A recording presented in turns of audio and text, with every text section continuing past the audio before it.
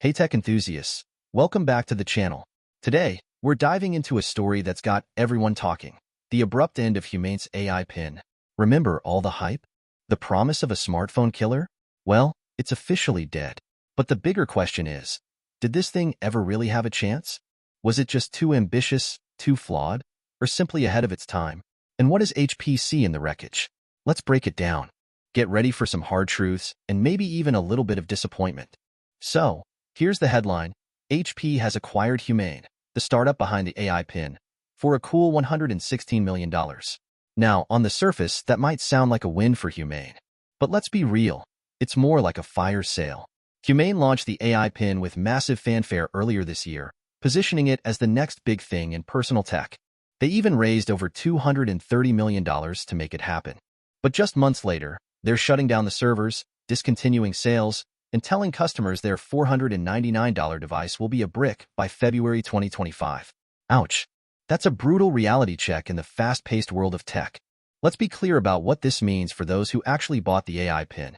On February 28, 2025, it becomes completely useless. No calls, no messages, no AI assistance, no cloud access. Humane is even shutting down its customer support team on the same day. They're basically telling users to download their photos and data before the lights go out. This is a far cry from the revolutionary smartphone replacement they promised. Imagine investing in a product only to have its core functionality ripped away in less than a year. It's a nightmare scenario for early adopters and a major blow to Humane's reputation.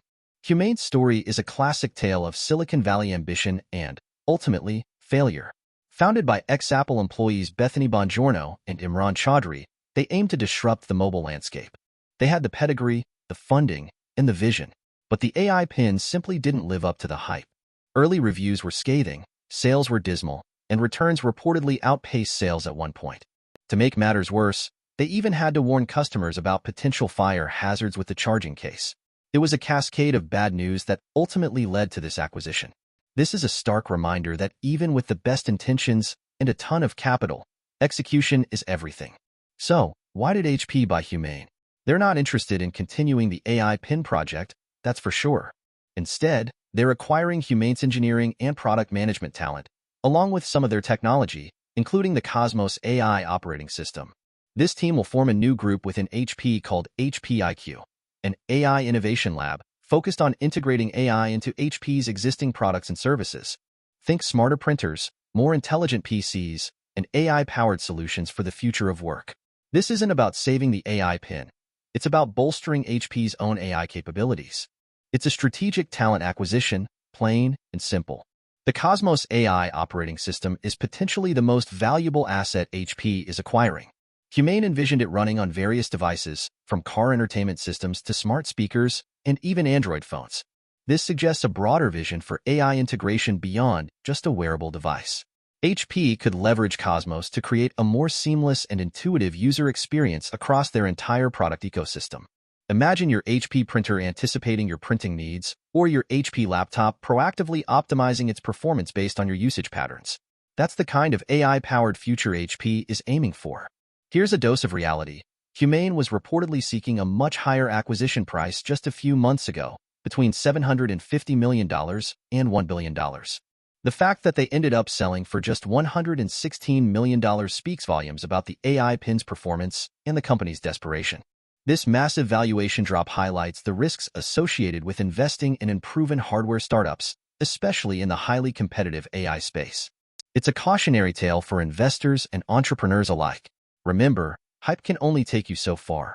Ultimately, you need a product that delivers on its promises. Let's get technical for a moment.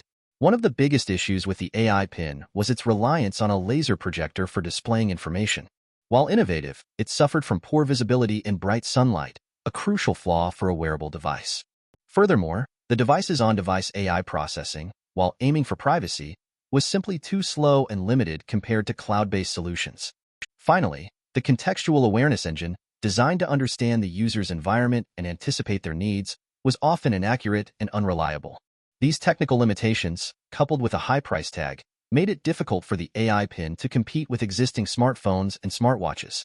As argued in the paper Context-Aware Computing, the next generation, DAY, AK, 2001, Effective contextual awareness requires robust sensor integration and sophisticated machine learning algorithms, something the AI pin struggled to achieve.